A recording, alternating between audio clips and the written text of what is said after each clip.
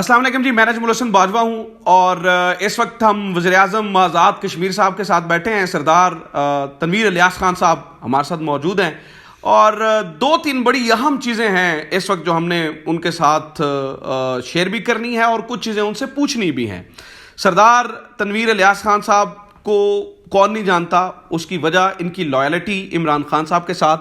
Some time یہ loyalty انہیں فائدہ دیتی ہے اور سم ٹائم یہ لائلٹی ان کے لیے بڑی ساری مشکلات کا سبب بھی بنتی ہے. سم ٹائم انہیں عمران خان کا سب سے تگڑا ہیرو، سب سے تگڑا کھلاڑی سمجھا جاتا ہے، جبکہ کچھ مخالفین سم ٹائم انہیں دوسری ٹیم کا کھلاڑی سمجھ کر بھی بہت ساری پوسٹ بھی لگاتے ہیں، کرٹیسزم بھی کرتے ہیں، تنقید بھی کرتے ہیں. جیسا کہ یہ ریسنٹلی جنرل فیض صاحب کی بیٹی کی شادی ہوئی تو اس پہ بھی بڑا کرٹیسزم ہوا. تو آج سردار تنویر الیاس خان صاحب ہمارے ساتھ موجود ہیں. ان سے ہم یہ بھی پوچھ لیں گے اور یہ بھی پوچھ لیں گے کہ شہباز شریف صاحب سے آپ کو کیا مسئلہ ہے، کیوں کہا جاتا ہے کہ آپ کو اسلام آباد نہیں داخل ہونے دیں گے اور کیوں پھر بعد میں فوری طور پہ روٹ بھی کھل جاتے ہیں، اور اصل پھڈا کیا ہے اور کیا یہ واقعی اس ٹیم کے کھلاڑی ہیں یا اس ٹیم کے کھلاڑی ہیں. سردار تنویر صاحب مجھے یہ بتائیے، اس میں کوئی شک نہیں ہے کہ عمران خان صاحب آپ پہ بہت اعتماد کرتے ہیں، اس میں بھی کوئی شک نہیں ہے کہ انہوں نے آپ کو ایک بڑی اہم ترین پوزیشن دی ہوئی ہے. آبویسلی آپ اپنی محنت سے بھی اوپر آئے ہیں، پھر یہ کیوں کرٹیسزم آپ پہ ہوتا ہے کہ شاید آپ دوسری طرف سے بھی پلے کر رہے ہیں؟ آج آپ کو پتہ ہی ہے کچھ صحافیوں نے مخصوص تصویریں لگائیں اور ان تصویروں سے یہ ثابت کرنے کی کوشش کی کہ آپ کو آتھر ہیں اس بڑے کھیل کے اندر. بہت شکریہ بھائی صاحب آپ کا اپنے پروگرام کے لیے ہمیں وقت دینے کے لیے. دیکھیے، میں یہ سمجھتا ہوں کہ یہ جو اس طرح کا کرٹیسزم ہے ہمارے یہاں پہ ایک بدقسمتی یہ ہے کہ اس کرٹیسزم کی نسبت، چونکہ میں نے اسمبلی کے فلور پہ یہ کہا ہوا ہے کہ آپ مجھ پہ تنقید کریں، کیوں نہ کریں، کیا میں فرشتہ ہوں، لیکن وہ تنقید کریں جو بنتی ہو. ایک آدمی اگر اپنے آپ کو صحافت کے ساتھ وابستہ کرتا ہے اور وہ یہ کلیم کرتا ہو کہ وہ اس ملک کے بڑے نمایاں جید بڑے قابل ذکر صحافیوں میں شمار ہوتے ہیں، میں یہ سمجھتا ہوں کہ اگر واقعی وہ اس حوالے سے اپنے ضمیر کو اور اپنے اخلاقیات کو سامنے رکھ کے لکھے اور یہ دیکھے کہ آنے والی تاریخ میں اس کو کس نام سے یاد کیا جائے گا، اور وہ کٹ پیش کر کے ایک اچھا جو صحافی ہوتا ہے کبھی کسی بات کو آؤٹ آف کانٹیکسٹ بیان کرنا. ابھی چند پکچرز کے حوالے سے بھی اگر لگائی تو میں آپ سے یہ گزارش کروں کہ آپ صرف ان چند مخصوص بندوں سے ملے تھے یا باقی سب سے ملاقات ہوئی تھی؟ اس میں نے اور جب کھانا ہم نے کھایا، میرے بائیں طرف اعجاز الحق صاحب بیٹھے ہوئے ہیں اور میرے دائیں طرف ہمارے نیوی کے مایا ناز جو چیف ہے وہ بیٹھے ہوئے ہیں.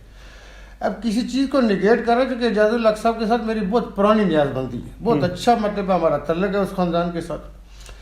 تو ہم نے کھانا اکٹھے کھایا. دیکھیے، یہ جو چیزیں دکھائی جا رہی ہیں، وسیم سجاد صاحب میں ہمارے ساتھ، چونکہ ان کا ایک شفقت کا رشتہ ہے اور وہ انہوں نے مجھے دور سے دیکھا تو 50 فٹ میں ابھی دور تھا، وہ پہلے کھڑے ہو گئے. مشاہد حسین سید صاحب، صادق سنجرانی صاحب، ثاقب نثار صاحب. دیکھیے، ہم اس معاشرے کے اندر رہتے ہیں، ہم ایک دوسرے کی خوشیوں غمیوں میں شریک ہوتے ہیں، لیکن میں ایک صحافی کے حوالے سے آپ کی اس پروگرام سے، چونکہ آپ کے پروگرام کی گونج دور تک ہے، اور وہ میں بتانا چاہوں گا کہ کسی کی بیٹی ہو، کسی کی بہن ہو، وہ سانجھی ہوتی ہے. اس کے ایسے موقع پہ کسی کی بیٹی کی رخصتی ہو رہی ہے، وہ میری بیٹی ہے، کسی کی بہن کی رخصتی ہو رہی ہے، اس میں سے پکچریں اٹھا کے لگانا، وہ کیا جو میسیج دینا چاہتے ہیں قوم کو. ہم اپنی تہذیب اور روایات سے کس چیز کے لیے، اس کے خاص میں جو انٹرسٹ ہے اس کے لیے میں یہ سمجھتا ہوں کہ کسی کی بیٹی نہیں وہ میری بیٹی ہے، کسی کی بہن نہیں وہ میری بہن ہے. ایسے موقع کی پکچر کا دیکھیں نا، اس کے اندر کتنا، اور جس بندے کی یہ بیٹی تھی اس کی ایک ہی بیٹی ہے. میں یہ سمجھتا ہوں کہ یہ اتنی گری ہوئی بات ہے کہ اس موقع کو ایکسپلائٹ کرنا کسی حوالے سے، یہ مجھے بہت، میں ایسے جو پڑھے لکھے، یہ جو ادھورے قسم کے پڑھے لکھے، یعنی ادھورا پڑھنے سے مراد یہ کہ کتابیں لادنے سے کچھ نہیں بگڑا کرتا جب تک آپ کے اندر وہ علم نہ اترے اور آپ کے اندر وہ صافت نہ اترے. صافت، چونکہ صافت کے اندر آپ کا اخلاقیات کا بہت بڑا دخل ہوتا ہے. پرائم منسٹر صاحب، آپ چپتے کیوں ہیں انہیں؟ خاص طور پہ ہم نے دیکھا دو چیزیں ہیں، پچھلے کچھ عرصے سے ہم نے یہ دیکھا ہے کہ کچھ خاص ٹیمیں ہیں جو ایکٹیو ہوئی ہیں، جن کا مقصد ہے کہ یہ ثابت کیا جائے کہ یا آپ ادھر بھی نہیں ہیں اور ادھر بھی نہیں ہیں. آپ چپتے کیوں ہیں؟ کیا اس کی وجہ وہ کہیں بحث تو نہیں ہے جو آپ کی پرائم منسٹر آف پاکستان کے ساتھ ہوئی تھی؟ دیکھیے، اس میں یہ سمجھتا ہوں کہ دیکھیں جو چپنے کا تعلق ہے، بعض لوگوں کو کوئی ایشو ایسا چاہیے ہوتا ہے کہ کسی آدمی کے ساتھ وابستہ کر کے تو وہ اپنی کسی پوسٹ کو، اپنے کسی تحریر کو، اپنے کسی ایسے لکھے کو کہ جس کو کوئی شاید پڑھنا نہ توجہ دے تو اس کو کسی ایسے کے حوالے سے منسوب کر دے کہ لوگ اس کی طرف توجہ کریں۔ آپ یہ دیکھیں گے کہ ہمارے یہاں پہ ایک فیشن ہے کہ بعض اوقات ہمارے بچے وہ جو موٹر سائیکل کا جو سلنسر ہوتا ہے اس کے اندر سے ایک پائپ ہوتی ہے، جب نکالتے ہیں تو اس کی آواز پیدا ہوتی ہے۔ اس کے اندر اگر آپ سائیکالوجیکلی دیکھیں تو وہ آواز کیوں پیدا کرتا ہے بچہ کہ لوگ اس کی طرف توجہ کریں، لوگ اس کی طرف مڑ کے دیکھیں۔ تو میں یہ سمجھتا ہوں انہوں نے اپنی صحافت کا سائلنسر نکالا، میں یہ سمجھتا ہوں کہ یہ ابھی بچپنا ہے ان کے اندر، اس لیے کہ یہ صحافت ان کے اندر گئی نہیں، صحافت کو یہ سمجھا ہی نہیں۔ صحافت معاشروں کو، ریاست کو، جمہوریت کو آگے بڑھانے میں کلیدی رول ادا کرتی ہے۔ جو سویلائز نیشنز ہیں اس میں صحافیوں کا، ہمارے ملک میں بھی میں یہ کہتا ہوں کہ ہماری آزادی سے پہلے بھی اور آزادی سے لے کے اب تک ایسے صحافی کہ جن کے اوپر ہمیں رشک ہے، ان کی شہادتیں ہیں، ان کی قربانیاں ہیں، ان کی فیملی ہیں، ہم ان کی شہادتوں کو، قربانیوں کو میں دل سے سلوٹ کرتا ہوں۔ ایک بات میں آپ کو بتاؤں کہ جو آپ کہہ رہے تھے کہ میں ادھر نہیں ادھر نہیں، ہر آدمی کو اپنے اوپر کچھ نہ کچھ چیزیں ہوں گی جس کے اوپر وہ یہ سمجھتا ہے کہ یہ اس کی اسٹرینتھ ہے۔ میں اپنے حوالے سے یہ کہتا ہوں کہ دیکھیے بہت ساری جگہوں پہ جو ہماری کمٹمنٹ ہے، میرا جو خون ہے وہ گردن کٹوا سکتا ہے، غداری نہیں کر سکتا، جھک نہیں سکتا۔ جو اصول ہے ہم اس پہ کھڑے رہنے والے بات ہے۔ جب تک خان کے ساتھ رہیں گے، سامنے سے رہیں گے، سامنے سے بات کریں گے۔ خان صاحب کے ساتھ ہمارا ڈیفرنس آف اوپینین بھی ہو سکتا ہے چونکہ ہم ایک پولیٹیکل لوگ ہیں، لیکن کسی ریجمنٹ میں اور پولیٹیکل پارٹی کے، لیکن خان کے ساتھ کیوں نہیں ہے؟ اس پارٹی کا 3 سیٹوں سے میں 32 سیٹوں پہ لے کے گیا۔ آج تک آزاد کشمیر اسمبلی میں جب سے ہم آئے، پاکستان تحریک انصاف کے کسی ایک ورکر کو کورونا نہیں ہوا، کسی کا پیٹ خراب نہیں ہوا۔ ہمارے 2 دفعہ جو ہمارا اپر ہاؤس ہے کشمیر کونسل کے الیکشن ہوئے، ہماری اسپیشل سیٹوں کے ہوئے، یہ کوئی 6-7 الیکشن بنتے، ایک ووٹ ہمارا مسنگ نہیں تھا۔ یہ اسٹرینتھ تھی سردار تنویر کی کہ 3 سیٹوں سے 32 پہ لے کے جانا۔ جو لوگ پارٹیاں بناتے ہیں، جو پودے لگاتے ہیں، آبیاری کرتے ہیں، وہ غداری کرتے ہیں۔ وہ خان کے ساتھ کیوں غداری کریں گے؟ دیکھیے میری یہ اسٹرینتھ ہے کہ میں نے آج تک کبھی کوئی پارٹی جوائن نہیں کی تھی۔ پاکستان تحریک انصاف نے مجھے مجبور نہیں کیا۔ میں خان کو قائد اعظم کے بعد اس ملک کے ساتھ ایسا کمیٹڈ آدمی دیکھتا ہوں کہ وہ اندر اور باہر سے پاکستانی ہے۔ اس کا اس مٹی سے جو خمیر ہے وہ باہر بھاگنے والا نہیں ہے، جو باہر سے کاؤنٹی کرکٹ کھیل کے، جو اس ڈالڈے کے ڈبے میں چندے کر کے آپ کے لیے اسپتال بنائے، آپ کے لیے یونیورسٹیوں کی بنیاد رکھے۔ مجھے یہ بتائیے کہ عام کینسر کا پیشنٹ جرمنی جا سکتا ہے، جاپان جائے گا، کہاں جائے گا؟ میں اس آدمی کا تصور کر کے تو میں نے کئی دفعہ خان صاحب کو کہا کہ آپ کو یہ جو دعا لگی ہوئی ہے، آپ کو جتنا آپ نیچے جائیں گے اتنا اللہ تعالیٰ آپ کو رائز دے گا۔ یہ ایسی چیز ہے خان کی اسٹرینتھ کہ جو فلاح انسانیت ہے اللہ تعالیٰ کے، دیکھیں جو حقوق العباد اور لوگوں سے متعلق ہے، خود حدیث قدسی کے الفاظ بھی ہیں کہ خیر الناس من ینفع الناس، لیکن خان نے یہاں پہ عملی دیکھیں۔ پرائم منسٹر صاحب، اس پہ میرا پرٹیکولرلی اس میٹر پہ یہ آخری سوال ہے، اس کے بعد چونکہ مجھے کچھ اور اہم چیزوں پہ بات کرنی ہے، مجھے یہ بتائیں، ایک اور آپ پہ الزام یہ بھی لگا کہ روکھڑی صاحب کو، آپ کو پارٹی کی طرف سے ڈائریکشن آئی کہ روکھڑی صاحب کو خود سے جدا کر دیں، لیکن آپ نے لمبا عرصہ انہیں جدا نہیں کیا، کیا یہ درست ہے؟ دیکھیے ایسے ہے کہ دیکھیں جو مینیجر خرم حمید روکھڑی صاحب ہیں، ان کا تعلق میاں والی سے اور ان کے خاندان کا اور خان صاحب کے خاندان کے آپس میں مراسم ہے اور ہسٹوریکل مراسم ہے، قبائل ہیں، جو ہم لوگ بھی چونکہ قبائلی ہیں۔ تو میں جب 2018 میں کیئر ٹیکر منسٹر تھا پنجاب میں، تو اس وقت خرم حمید روکھڑی صاحب کے ساتھ میرا پی ٹی وی کا کوئی پروگرام تھا جس میں وہ بھی اس میں تھے۔ کوئی ایسا ٹاپک ہوگا کہ جس پہ ان سے بھی اوپینین لکھی ہوگی اور مجھ سے بھی وہاں پہ میری پہلی ملاقات تھی، لیکن انفیکٹ میری ان کے ساتھ جو ملاقاتیں ہوئی وہ ہماری جو نمل یونیورسٹی ہے، جو میں یہ سمجھتا ہوں کہ خان صاحب نے جو بنیاد رکھی ہے، جو یہاں کی آنے والی ہارورڈ آکسفورڈ سے آگے جائے گی، اس میں ہوئی، اور وہ چونکہ اس کے اندر ان کے عام آدمی کے طور پہ کام کر رہے تھے۔ دیکھیے ان چیزوں کو جو پارٹی کا عام ورکر ہوتا ہے وہ کسی نہ کسی اینڈ پہ سطحی نگاہ سے دیکھتا ہے۔ ہوا یہ کہ چونکہ جو میں نے چیز فیل کی، ابھی میں جب لاہور گیا تھا، ہمارے جو بہت سارے متعلقین اور خان صاحب کے جو رائٹ لیفٹ لوگ ہیں، انہوں نے بھی اس چیز کے اوپر دیکھا، جو باہر اخبار میں بات آ جاتی ہے کہ میڈیا اس کو اٹھاتا۔ خرم حمید روکھڑی صاحب اپنے خلوص کے ساتھ ایک ایفرٹ کر رہے تھے، وہ کسی حوالے سے کسی اور ڈائریکشن میں چلی گئی۔ جب کوئی اس کی ویڈیو آئی تو انہوں نے اپنے طور پہ اپنے آپ کو زیچ پایا، انہوں نے کہا کہ جو میں ایفرٹ کر رہا تھا، چونکہ خان صاحب کے ساتھ بہت سارے لوگوں کی عقیدت ہے۔ اس کے بعد جو 2 ان کے انٹرویو وہ کسی نے غور ہی نہیں کیے۔ اس میں اگر ان کے پہلے جو اس کے فالو اپ میں جو پہلا ان کا انٹرویو تھا، اس میں خان صاحب کے بارے میں وہ کیا کہہ رہے، خان صاحب کی گریڈ کے حوالے سے پوچھا جا رہا ہے, خان صاحب کی یونیورسٹی کے حوالے سے جی کرپشن ہے فلاں. کسی بھی ایک لفظ میجر خرم حمید روکڑی نے, وہی قبائلی جو میاں والی کا تھا, اس نے ڈیفینڈ کیا. اس نے کہا خان سے یہ چیزیں کوسوں دور ہیں. کچھ چیزوں کے اوپر دیکھیں, ہم میں اگر کسی لیول پہ ہر پارٹیوں میں اختلافات ہو سکتے ہیں, لیکن اس میں خان صاحب کے لیول پہ انوالومنٹ کی ضرورت ہی نہیں تھی. خرم حمید روکڑی صاحب ان کے پرانے جانسار تھے, وہ اس لیول پہ چیزیں ہینڈل ہو جانی چاہیے تھی. اور میں آپ کو بتاؤں کہ خان صاحب کی فیملی کے بہت سارے لوگوں نے ابھی مجھے جو چیز کہی کہ جی یہ جو کیا جا گیا, لیکن آپ نے ان چیزوں کے اندر میں نے کہا جی میرے حوالے سے کون سی کسر چھوڑی گئی. لکھتے رہے, میں نے کہا جی کہو, لیکن میں اپنی اسٹرینتھ کے اوپر قائم ہوں کہ چونکہ میں غداری نہیں کر سکتا. خان صاحب کے سامنے بھی بیٹھ کے ہم بات کرتے ہیں, ان کو ہماری اسٹرینتھ کا پتہ ہے کہ بھائی یہ لوگ اخلاص سے خود آئے, ہمیں کوئی مجبوری تو نہیں تھی. خان صاحب کے ساتھ میں 2016 میں جب بیٹھا تھا تو میں نے ان کو نہیں کہا, لیکن میں نے خان صاحب کے ساتھ چند ایک چونکہ تعلق ان کے ساتھ پرانا ہے, چند ایک باتیں کی اور ان کو بہت پسند آئی. اس وقت جنگیر ترین صاحب بھی اس وقت وہاں بیٹھے تھے, اور بھی پارٹی کے کچھ لوگ تھے. دیکھیں جو اخلاص ہوتا ہے وہ سامنے سے نظر آتا ہے. بنیادی طور پہ خان صاحب کو اللہ تعالیٰ نے عزت اور شہرت اتنی چھوٹی عمر سے لے کے دے دی کہ جس کے لیے لوگ دنیا ترستی ہے, وہ ان کے پاس تھی. لیکن ان کا میں یہ سمجھتا ہوں کہ اپنے آپ کو کمیٹی کا, خان صاحب جس دن پشاور سے آ رہے تھے صبح 5 بج رہے تھے. میں وزیر اعظم آزاد کشمیر کی حیثیت سے, ہمارے بھائی خالد خورشید صاحب وزیر اعلیٰ گلگت کی حیثیت سے, اور علی امین گڈا پور صاحب جو ہمارے بھائی ہیں, اور میرے آزاد کشمیر کے وزراء, گلگت کے وزراء, ہم زمین کے اوپر بیٹھے ہوئے تھے. صبح 5 بج رہے تھے, چونکہ اس دن کنٹینر یہاں تقریباً اس وقت 5:30 ہے, اور میں اور علی امین گڈا پور صاحب جو دکھانے والی چیز ہے, ہمیں خان صاحب کی گاڑی کو اور ان کی جان کی حفاظت کی ضرورت تھی. تو ہم نے پورے چوک سے گاڑیاں خود سپاہی کے طور پہ جسے گزاری جاتی ہے ہم نے گزاری. اس سے پہلے میں خان صاحب کو بینگ وزیر اعظم ان کو آفر کر چکا تھا کہ میں آپ کو 100 پولیس مین اور ایک SSP DIG رینک کا تکڑا افسر آپ کے حوالے کرتے ہیں. آپ کی سیکورٹی اس سے پہلے ماضی میں محترمہ بینظیر بھٹو یا میاں محمد نواز شریف بھی آزاد کشمیر سے جب گورنمنٹ وہ ہوتی تھی سیکورٹی لیتے رہے, سیکورٹی ہوتی تھی, آفیسز ہوتے تھے. تو میں نے کہا آپ نے آفرز کی. اچھا وزیر اعظم صاحب, میں آپ کو بتاؤں کہ جو زمین پہ ہم بیٹھے ہوئے, ہم اس کے بعد خان صاحب کے ساتھ پورے ٹائم تک آگے گئے, لیکن جو میں زمین پہ بیٹھے ہوئے اس کی جو تنقید کرنے والوں نے کہا کہ یہ چرس پی رہے زمین پہ بیٹھے.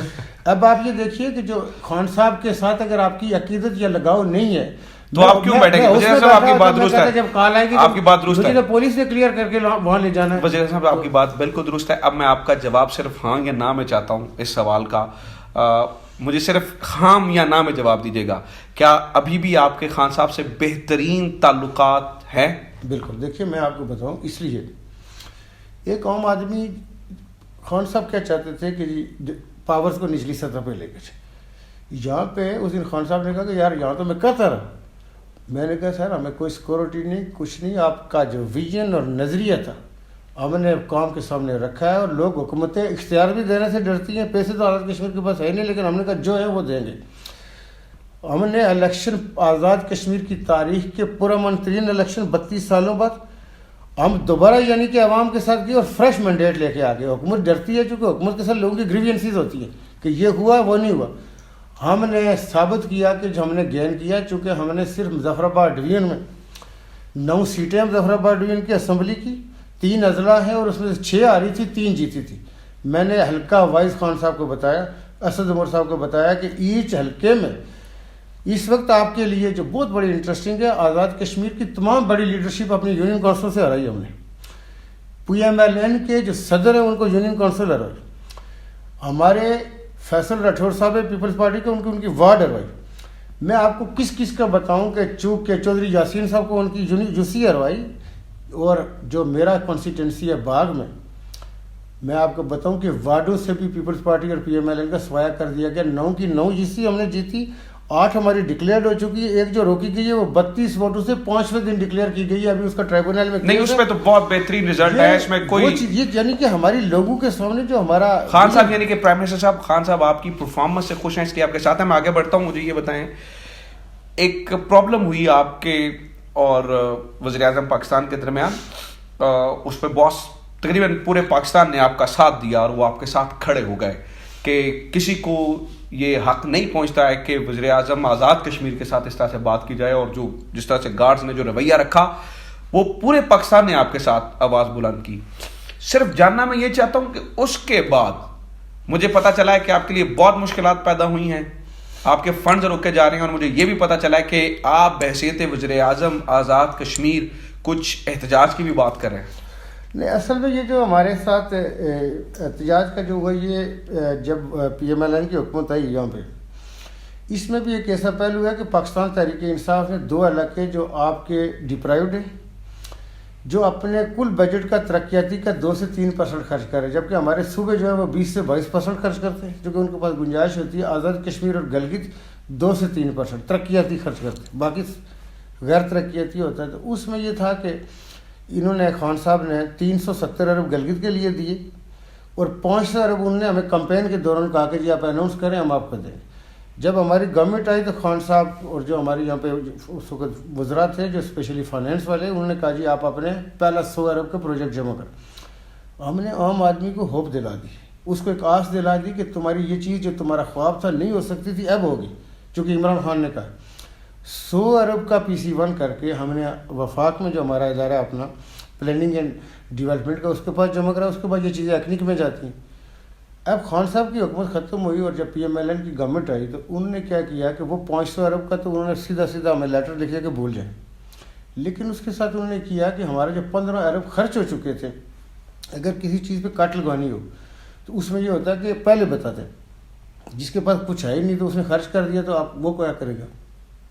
ہمیں جب کہا کہ جی 15 ارب ہم آپ کو نہیں دے سکتے، میں خود بینگا وزیر اعظم کی حیثیت سے، ہمارے وزیر مالیات عبد الماجد خان، ہمارے چیف سیکرٹری ہیں عثمان چاچڑ صاحب، اور ہمارے فائنینس سیکرٹری ہیں سید صبغت اللہ صاحب، یہ سیکرٹری فائنینس اور چیف سیکرٹری دونوں وفاقی گورنمنٹ کا۔ آزاد کشمیر میں 7 آفیسر ہوتے ہیں جو وفاقی گورنمنٹ کی ریپرزنٹیشن کرتے ہیں۔ یہاں پہ آئے، قمر زمان خیرہ صاحب کو ملے، اسماعیل مفتاح صاحب کو ملے، اور مختلف سٹیجز پہ شہباز شریف صاحب باہر تھے۔ ہم نے کہا جی یہ 15 ارب خرچ ہو چکے ہیں، ہم کیا کریں گے۔ ابھی آپ یہ دیکھیے کہ ساری جگہوں پہ آپ کمپنسیشن کر رہے ہیں، لیکن ڈالر پیرٹی کے ریٹ میں ہم نے آزاد کشمیر کے تمام بلڈنگیں، تمام سکول، کالجز، اسپتال رک گئے تھے چونکہ روپے کی بائنگ پاور کوئی نہیں۔ ہم نے کئی سالوں سے ریٹ نہیں تھے تو 42% ہم نے ریٹ ان کے انکریز کیے، جس کے ہم پہ کانٹریکٹر خوش نہیں ہیں۔ اب آپ آزاد کشمیر کو پہلے دے رہے تھے جو آج سے 8-10 سال پہلے ایک فارمولہ طے ہوا تھا کہ ہم آپ کو 74 ارب دیں گے، جو ایک ویریبل گرانٹ ہے، چونکہ آپ NFC کے ممبر نہیں ہیں، یا ہم آپ کو 3.6 جو ٹوٹل فیڈرل گورنمنٹ کا اینٹیسپیٹڈ ریونیو ہوتا ہے، یعنی جو ٹیکس کلیکشن ہوتی ہے، اگر وہ 3.6 کرے تو اس دفعہ عمران خان صاحب کی گورنمنٹ جب گئی اس کو 6000 ٹریلین ہمارے پاس آ چکے تھے، اور آخر تک 1000 ہو رہا ہے، 7 ہو گئے، تو 7 کو 3.6 کے ساتھ کرے تو آزاد کشمیر گورنمنٹ کا 250 ارب سے اوپر حصہ بنتا ہے، ہمیں دیا گیا 51 کروڑ۔ اب یہ وہ پیسہ ہوتا ہے کہ چونکہ یہ جو وسائل، لاجسٹک کی ساری چیزیں، ہم نے وفاق کو یہ کہا کہ جی دیکھیں گزارش یہ ہے، یہ آزاد کشمیر پاکستان کی بنیادی اینٹ ہے اور یہ دفاعی فصیل ہے۔ جڑے پیسے تو ہم کہہ رہے ہیں گجرات کے ایک ایکسین کی بیٹ ہے، یہ گجرات کے ایک ایکسین کی بیٹ کے آتے ہوئے 20 ہندوستان نے 20,000 کروڑ ڈیولپمنٹ کا کام ہے پورا کشمیر میں، اور کشمیری جو غیرت مند ہیں وہ پاکستانی ہیں، انہوں نے کہا کہ ہمارے جوتے کن لوگ ہیں۔ وہاں پہ کشمیری لیڈرشپ نے کہا کہ تم ان سڑکوں پہ تارکول کی بجائے اگر گولڈ ڈالو گے تو وہ بھی ہمارے جوتے کی لوگ، وہ تکمیل پاکستان کی جنگ کر رہے ہیں۔ یہاں پہ ایکسپلائٹیشن ہوتی ہے، تو میں نے کہا جی یہ مجھے ایکسپلائٹیشن میں اپنے ملک جو کہ پاکستان میرے ایمان کا حصہ، میں نہیں چاہتا تو اس کا مطلب یہ ہے کہ وفاقی گورنمنٹ نے روڑے اٹکائے اور شہباز شریف صاحب نے، دیکھیں شہباز شریف صاحب ابھی ان کے کچھ، اچھا میں گزارش کروں وزیر اعظم صاحب کے کچھ وفاقی وزراء جو سنجیدہ نے ہیں، انہوں نے اس چیز کو خود ٹیک اپ کیا، ہمارے ساتھ بھی رابطہ کیا شہباز شریف صاحب کے ساتھ کہ یہ دیکھیں جی پہلی دفعہ ہوا ہے کہ پاکستان کا کوئی وزیر اعظم ہونے کے 8-9 مہینے بعد آزاد کشمیر جو دارالحکومت میں اترا ہی نہیں، وہاں کا جو حوث ہے، جو قانون ساز مقنن ہے، اس کو ایڈریس ہی نہیں کیا۔ درست بات، یہ پہلی دفعہ ہوا۔ دیکھیں آرمی چیف، وہ ان کو اپنے کسی اور مسئلوں سے پہلا دورہ LOC کا ہے، ان کو وہاں پہ مظفر آباد، یہاں پہ ان کا اپنے اور مسئلے ہیں نا وزیر اعظم صاحب، وہ ان کے وہ مسئلہ تو نہیں ہے نا جی، وہ تو کیوں دیکھیں گے وہ جب بھی ہوا۔ اچھا میں وزیر اعظم صاحب چونکہ وقت تھوڑا ہے، میں آخری سوال آپ سے اور موسٹ امپورٹنٹ سوال آپ سے پوچھنے لگا ہوں، اور یہ دوسرا حصہ ہے، اور یہ میں ایک پاکستانی ہونے کی حیثیت سے نہیں بلکہ ایک کشمیری، آزاد کشمیر ایک خود مختار جو ریاست ہے، اس کے ایک ریپرزینٹیٹیو ہونے کی حیثیت سے پوچھ رہا ہوں، بحیثیت جرنلسٹ، چونکہ میں بطور صحافی آپ سمجھیے کہ ایک کشمیر کا ریپرزینٹیو آپ اپنے وزیر اعظم سے پوچھ رہا ہے، مجھے یہ بتائیے کہ آپ نے کشمیر کے لیے کیا کیا ہے کہ لوگ اگلی دفعہ بھی آپ کو ووٹ دیں؟ دیکھیں، میں آپ سے یہ گزارش کروں کہ ابھی تو خیر میری گورنمنٹ کو 7-8 ماہ ہوئے ہیں. یہ جو آپ کو 32 سال بعد الیکشن نظر آ رہے ہیں نا، لوگ بہت اس کا عام آدمی میری گرویدگی کے اور میری چاہت کے اس کو ہوا کہ یار یہ ہمیں وہ رائٹس ملے. لیکن میں اس کے حوالے سے آپ کو بتاؤں کہ پاکستان کا شملہ اونچا ہوا ہے ہمارے ملک کا، چونکہ ہماری اس میں کئی ہماری فیڈرل لیڈرشپ کا ہاتھ نہیں تھا الیکشن نہ کرانا. یہ ہماری لوکل لیڈرشپ نہیں کرا رہی تھی، بدنام ملک ہو رہا تھا. ہندوستان ہمیں کہہ رہا تھا بھائی بلدیاتی الیکشن کرا کے دکھاؤ. اس دفعہ بلدیاتی الیکشن بغیر سیکورٹی کے ہو گیا الحمدللہ. اس میں آپ کو بتاؤں کہ یہ تو ہو گیا نا الیکشن کی حد. قوموں کی ایک الحمدللہ میں یہ سمجھتا ہوں کہ طویل فہرست ہے ان چیزوں کی طرف. یہ میں اس چیز کو اس حوالے سے کہ اللہ تعالیٰ نے شاید مجھے، میں آزاد کشمیر کی سیاست میں میری کبھی دلچسپی نہیں تھی اور وہاں کی کسی کی دعا تھی کہ ہم گئے. لیکن جب ہم آپ کے سامنے چونکہ پروگرام کا ایک دورانیہ چاہیے اور ہم آپ کے سامنے چیزیں رکھیں کہ جو الحمدللہ جو فلاحی ریاست جو ہمارا چیئرمین کہتا رہا، میں اس کی یہ کرتا تھا کہ فلاحی ریاست کا مطلب ہے جو دیوار کے ساتھ لگا ہے، جو زمین کے ساتھ لگا ہے، اس کی فلاح، اس کو اوپر اٹھانا. پہلی دفعہ آزاد کشمیر کے اندر ایسے اقدامات ہو رہے ہیں. پہلی دفعہ آزاد کشمیر کے اندر وومن امپاورمنٹ. دیکھیں ہماری بچی سی اسکول ٹیچر بننا چاہتی ہے، وہیں لگ سکتی ہے، کہاں جائے گی؟ آزاد کشمیر میں بے روزگاری آسمان کو چھو رہی ہے. پرائیویٹ سیکٹر کی 0.5 انیبلنگ نہیں تھی کہ پرائیویٹ سیکٹر نہیں ہوگا سرکار امریکہ نہیں جاب دے سکتا. آزاد کشمیر کی کیا فصلی ہے؟ کون سی جاب دے گی یہ گورنمنٹ؟ تو میں یہ سمجھتا ہوں کہ جس ڈائریکشن میں ابھی ہم لے آئے ہیں، لوگوں کو جو موبلائزیشن کر دی ہے، جس طرح آپ کو یہ بلدیاتی الیکشن کے حوالے سے آپ 4-6 ماہ کے بعد دیکھیں گے، اگر کسی طرح آزمان ہے یہ اس گورنمنٹ کو چلنے دیا چونکہ یہ پی ٹی آئی کا فیس بننے جا رہی ہے. میں اس کو اپنے ایمان کی حد تک کہہ سکتا ہوں، بالکل اللہ کو گواہ بنا کے کہ لوگ اس گورنمنٹ کی مثالیں دیں گے.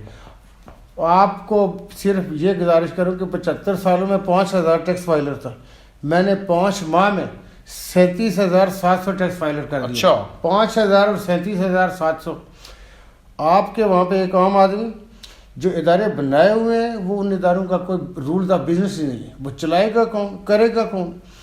اس میں بے شمار ایسی چیزیں ہیں کہ ایک عام آدمی کو، ہمیں کچھ بھی وفاق سے نہ ملنے کے باوجود صرف آٹے کی سبسڈی میں عام آدمی کو 15 ارب دیا. یہ وہ والا نہیں سستا تندور اور مہنگا تندور، یہ لوگوں کو ملے ہیں، لیکن ہماری گورنمنٹ کی وہ پسلی نہیں ہے.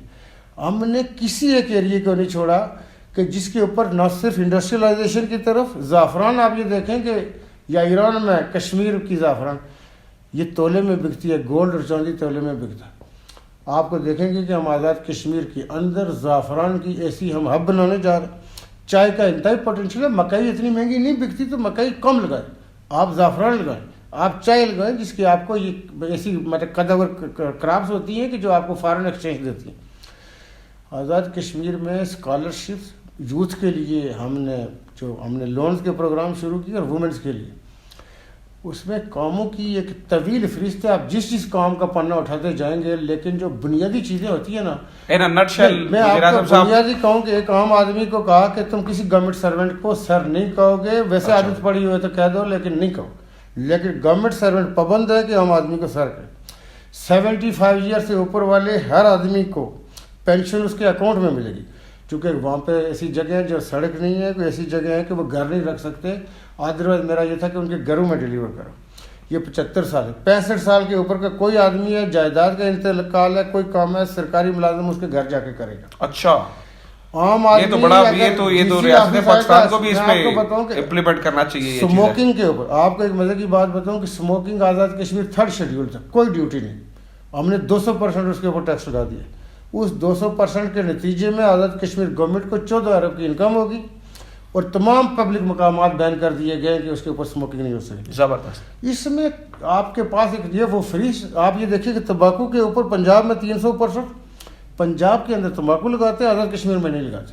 وہ آزاد کشمیر کے اندر تمباکو لاتے ہیں پنجاب میں پیدا کر کے، اور یہاں ڈیوٹی بچانے کے لیے یہاں 10%. دیکھیں کیسے کھانچے رکھے جاتے ہیں ملک میں.